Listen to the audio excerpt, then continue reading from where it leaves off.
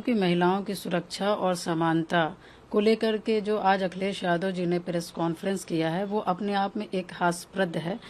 कि उनके ही सरकार में किस तरह से समाजवादी के गुंडे जो स्कूल जाती लड़कियां रहती थीं, जो युवतियां रहती थीं, उन्हें किस तरह से परेशान किया जाता था, किस तरह से घेरा जाता था और किस तरह से उनके साथ छेड़खानी की जाती थी। ये महिला का जो कार्ड खेला जा रहा है चुनाव को लेकर के, तो मैं यही कह सकती हूँ कि हमारी जो उत्तर प्रदेश की महिलाएं हैं और जो समाजवादी की जो सरकार में जिस तरह से महिलाओं के ऊपर अत्याचार हुआ है वो उत्तर प्रदेश की बहन बेटी माताएं भूल नहीं पाई हैं। जो अखिलेश यादव जी अपने महिला प्रवक्ता का जो सुरक्षा नहीं कर सकते, अपने कार्यकर्ताओं से नहीं कर सकते, तो वो उत्तर प्रदेश की महिलाओं के लिए क्या ही कर पाएंगे। महिलाओं की सुरक्षा और समानता को लेकर के जो आज अखिलेश यादव जी ने प्रेस कॉन्फ्रेंस किया है वो अपने आप में एक हास्यप्रद है। अखिलेश यादव जी किस मुंह से महिला का सम्मान और सुरक्षा की बात कर रहे हैं। उन्हें अच्छी तरह से याद होना चाहिए कि उनके ही सरकार में किस तरह से समाजवादी के गुंडे जो स्कूल जाती लड़कियां रहती थीं, जो युवतियां रहती थीं, उन्हें किस तरह से परेशान किया जाता था, किस तरह से घेरा जाता था और किस तरह से उनके साथ छेड़खानी की जाती थी। आज भी उत्तर प्रदेश में वो बच्चियां और वो महिलाएं वो जान रही हैं, समझ रही हैं और अच्छी तरह से भली भांति जान रही हैं। तो इसलिए मैं कहना चाहती हूँ कि जो आज ये महिला का जो कार्ड खेला जा रहा है चुनाव को लेकर के, तो मैं यही कह सकती हूँ कि हमारी जो उत्तर प्रदेश की महिलाएं हैं और जो समाजवादी की जो सरकार में जिस तरह से महिलाओं के ऊपर अत्याचार हुआ है वो उत्तर प्रदेश की बहन बेटी माताएं भूल नहीं पाई हैं। और जिस तरह से आपने देखा होगा कि इन्हीं के समाजवादी प्रवक्ता थी रोली मिश्रा जी, किस तरह से समाजवादी के कार्यकर्ता, समाजवादी के जो गुंडे हैं, किस तरह से उनके ऊपर गंदे गंदे कमेंट, भद्दे भद्दे कमेंट और किस तरह से गाली गलौज करना, यहाँ तक कि रोली मिश्रा जी ने अखिलेश यादव जी को अपना नेता समझते हुए उन्हें अपना दर्द बताया, अपनी बातें बताई, उसके बावजूद भी अखिलेश यादव जी ने उनके साथ क्या न्याय किया। तो जो अखिलेश यादव जी अपने महिला प्रवक्ता का जो सुरक्षा नहीं कर सकते, अपने कार्यकर्ताओं से नहीं कर सकते, तो वो उत्तर प्रदेश की महिलाओं के लिए क्या ही कर पाएंगे। और आपको याद होगा कि हमारी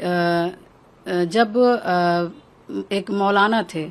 मौलाना थे तो अखिलेश यादव जी की पत्नी डिंपल यादव जी हैं, कितनी भद्दी तरीके से उनके ऊपर कमेंट किया और कमेंट करके वो कई दिन आप समझ लीजिए ये मजाक का मैटर बना रहा। उसके बावजूद भी अखिलेश यादव जी ने क्या किया, जो अखिलेश यादव जी सिर्फ राजनीति के लिए अपने पत्नी का जब अपमान का बदला नहीं ले सकते हैं, वो उत्तर प्रदेश की महिलाओं का क्या लेंगी या उत्तर प्रदेश की बेटियों के लिए क्या बोलेंगे। और उससे भी बड़ी बात, एक दलित समाज की हमारी उत्तर प्रदेश की मुख्यमंत्री थी मायावती जी, किस तरह से गेस्ट हाउस वाला कांड हुआ और किस तरह से समाजवादी के लोगों ने एक दलित मुख्यमंत्री जो थी हमारी बहन कुमारी मायावती जी, उनके ऊपर किस तरह का उनके ऊपर व्यवहार किया गया वो पूरी उत्तर प्रदेश की जनता जानती है। तो मैं बस इतना ही कह सकती हूँ इस बात पर कि उत्तर प्रदेश की महिला, खासकर के समाजवादी सरकार जब आती है तो समाजवादी की सरकार और समाजवादी से जुड़े लोग और समाजवादी के गुंडे क्या करते हैं उत्तर प्रदेश की महिलाओं के साथ, ये सभी माताएं बहनें अच्छी तरह से जानती हैं और स्कूल में जो बच्चियां पढ़ने जाती वो अच्छी तरह से जानती हैं। तो मैं इसके लिए यही कह सकती हूँ कि ये 2027 के चुनाव के लिए हमारी महिलाओं को, माताओं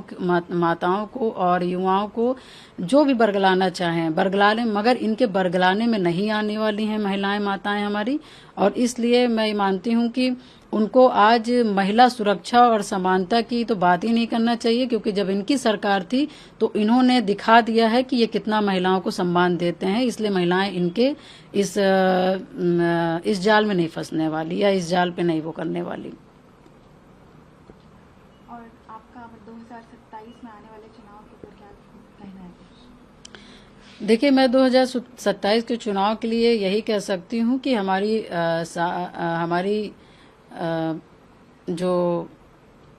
जो लोग हैं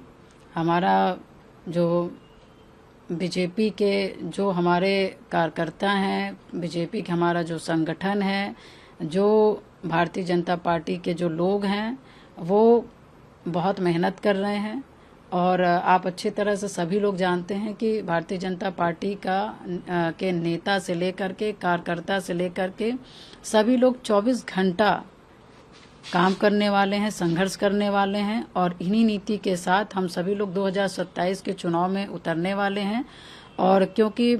जब से डबल इंजन की सरकार आई है देश में, माननीय प्रधानमंत्री जी की, मोदी जी की, और उत्तर प्रदेश में योगी जी की, तो कहीं ना कहीं आपने देखा होगा कि हर योजनाएं घर तक जा रही हैं, चाहे वो महिलाओं का हो, चाहे वो युवाओं का हो, चाहे वो बुजुर्ग का हो, चाहे वो विकास से जुड़ी सड़कें और नाली हो, जो भी हो। हर योजनाएं गरीबों से जुड़ी हुई है, उनके लाभ के लिए है। और हर योजना हर व्यक्ति के तक पहुंचने का काम हो रहा है। तो इसलिए मैं कह सकती हूं कि उत्तर प्रदेश की जनता भी कहीं ना कहीं ये विचार बना करके बैठी है कि हम सभी लोग तीसरी बार भाजपा की सरकार बनाने वाले हैं और माननीय योगी जी को तीसरी बार मुख्यमंत्री की कुर्सी में बना करके बैठाने वाले हैं।